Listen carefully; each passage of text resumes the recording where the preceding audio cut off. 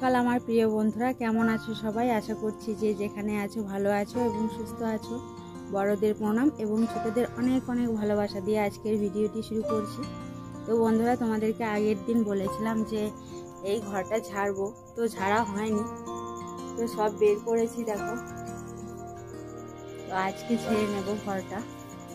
আগের দিন ঝাড়িনি কারণ অনেকটা বেলা হয়ে গিয়েছিল, তো ওই জন্য আগের দিন আর ঝাড়িনি। বন্ধুরা চলো এখন ঘরটা ভালো করে ঝেড়ে নেব।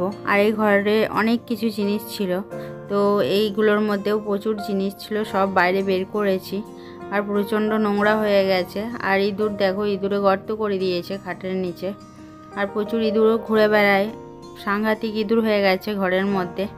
আর তার সঙ্গে ঘরের চালগুলো ছোট ছোট করে টুকরো করে কেটে একদম ঘরের মধ্যে নোংরা করে দেয় যা তা ভাবে। আর এদিকে দেখো ফ্যানটা আছে, ফ্যানটাও অনেক দিন মোছা হয়নি, ঝাড়াও হয়নি, ফ্যানটাও ঝেড়ে নেব। তো ফ্যানটা খুলতে হবে, খুলে ঝাড়তে হবে। আর কত জাল হয়ে গেছে দেখো, প্রচুর জাল হয়ে গেছে, প্রচুর ধুলোও পড়ে গেছে। এই ফ্যানটা বেশিরভাগ আমিই ঝাড়ি, যেহেতু আমি ঝাড়তে পারি, খুলতে পারি, সেজন্য আমি ঝেড়ে নিই। চলো বন্ধুরা এখন ঘরটা ঝেড়ে নিই।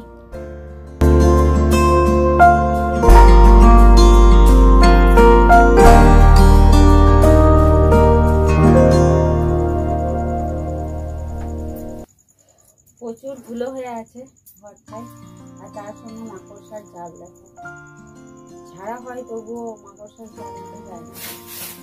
এই ঘরের রুমটা বেশি বড় না, অনেকটা ছোট। তো এই ঘরটার মধ্যে অনেক রকম জিনিস ছিল, প্রচুর জিনিস ছিল, কি বলবো তোমাদের, অনেক বালতি ছিল, তার সঙ্গে প্রচুর প্রচুর জিনিস ছিল, সব বের করেছি।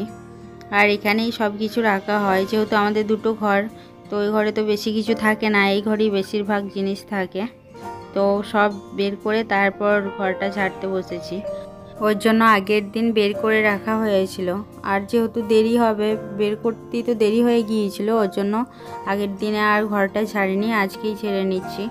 আর আজকে যেহেতু ঘরটা শুধু ঝাড়া হবে, সেজন্য বেশি টাইমও লাগবে না। আর মাচাতে কিছু জিনিস আছে, তো সেই জিনিসগুলো নামিয়ে নেব। কিন্তু মা এখনও মাঠের থেকে আসেননি, মা গেছেন মাঠে ঘাস কাটতে। তো মা আসবেন, তারপরে ওগুলো বের করব। যেহেতু মাচার উপরে উঠতে হবে, আর মাচার উপরে উঠতে আমি পারি না, মা পারেন, সেই জন্য মা আসলে তারপর ওগুলো বের করতে হবে। আর বাবা তো ধরো নেই, নাহলে বাবাই বের করে দিতেন, বাবা বাইরে কাজে গেছেন, সেই জন্য বাবা আজকেই চলে আসবেন, কিন্তু আসতে অনেক রাত হবে, সেজন্য মা বের করে নেবেন সব জিনিসগুলো, মাচার উপরে যে জিনিসগুলো আছে। তো বন্ধুরা চলো এদিকে আমি ঘরটা ঝাড় দিয়ে নিই ভালো করে। বন্ধুরা ইঁদুরের গর্ত দেখো, এখানে একটা ইঁদুরের গর্ত আছে, খুব নোংরা করে দিচ্ছে ইঁদুরগুলো। এখানে যা থাকছে, যে কৌটোগুলো থাকছে সেগুলোকেও কেটে দিচ্ছে, এত উৎপাত করছে ইঁদুরগুলো। তারপরে ওই চালে দেখো এই জায়গাটা করে ইঁদুর আছে, প্রচুর উৎপাত করে ইঁদুরগুলো। হাটের নিচেও দেখো 3টে গর্ত করেছে ইঁদুরে, তো প্রচুর উৎপাত করে ইঁদুরগুলো, সাংঘাতিক। আগেও অনেক গর্ত ছিল, তো সেগুলো ঠিক করা হয়েছে। এই কোণটাতেও দেখো একটা ইঁদুরের গর্ত আছে। আর এই মাটিটাও ভিজে আছে, কারণ যেহেতু পাশেই একটা ড্রেন আছে, তো ড্রেনটার কারণে মাটিটা সবসময় ভিজেই থাকে, তো সেই জন্য ওদের গর্ত করতে আরও হয়তো সুবিধা হয়। আর এখানেও দেখো একটা গর্ত, তো এই গর্ত দিয়ে সাপও চলে আসে, একবার চলেও এসছিল সাপ। আর চালে তো আছি, তার সঙ্গে দেখো দেওয়ালটাও ফেটে গেছে অনেকটা, তো দেওয়ালটা বৃষ্টির জল পেয়ে ফেটে গেছে বিশেষ করে। আর এদিকে দেখো আমার ঝাঁট দেওয়া হয়ে গেছে, এদিকে এই মাটিগুলো বেরিয়েছে, বেশিরভাগ মাটি আছে, তো সব মাটিগুলো বের করতে পারিনি, এখনও অনেক মাটি আছে, কিন্তু ওগুলো তো আনতে পারিনি, যেহেতু দূর দিকে রয়েছে। আর ঝাঁটাটা যত দূর গেছে আমি তত দূরই আনতে পেরেছি। আর এদিকে দেখো বাইরে সব জিনিস বের করা আছে। ওদিকে ঘরটা ঝাঁট দেওয়ার পর এদিকে মাও চলে এসেছেন মাঠ থেকে ঘাস নিয়ে, তো মা আসার পর মাচাতে উঠে গেছেন, উঠে মা সব বস্তাগুলো আমাকে এদিকে দিচ্ছেন, আর আমি নামিয়ে নিচ্ছি। আর বস্তাগুলো ভারী আছে প্রচুর, ওই জন্য নামাতেও একটু সমস্যা হচ্ছিল। এই মাচাটার উপরেও অনেক বস্তা রাখা ছিল, তো মা কিছু ওদিকে ফেলে দিয়েছেন, আর কিছু আমাকে দিয়েছেন ঘরের মধ্যে রাখার জন্য। আর এগুলো এখন আমি নামিয়ে ভালো করে ছেড়ে নেব। আর এই ঘরটার বাঁশগুলো সব কালো কালো হয়ে গেছে, কারণ এই ঘরে রান্না করা হতো সেজন্য। তো প্রচুর কালো হয়ে গেছে, কালোগুলো তো উঠবে না, শুধু ঝেড়ে নিতে হবে। সেই জন্য এখন ঝেড়ে নিচ্ছি। মা ওদিকে ভেতর দিকটা ঝেড়ে নিচ্ছেন মাচার, আর আমি এদিকটা ঝেড়ে নিচ্ছি, তাহলেই হয়ে যাবে। আর এই মাচাটাও প্রচণ্ড নোংরা হয়ে গেছে, তার সঙ্গে তো কালো ঝুল হয়ে গেছে, প্রচুর ঝুল পড়ে গেছে। তো সেই ঝুলগুলো এখন ভালো করে ছেড়ে নিচ্ছি।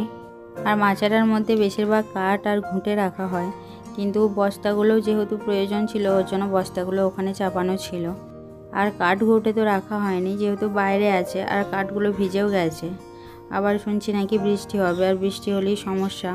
এর আগের বছরেও পুজোতেও বৃষ্টি হয়েছিল, তখন খুব সমস্যায় পড়ে গিয়েছিলাম। এই চালাঘরটার মধ্যে জল পড়ছিল, বৃষ্টির জল, কিন্তু ভালো করেই বাগানো হয়েছিল, তাও জানি না কেন বৃষ্টি পড়ছিল।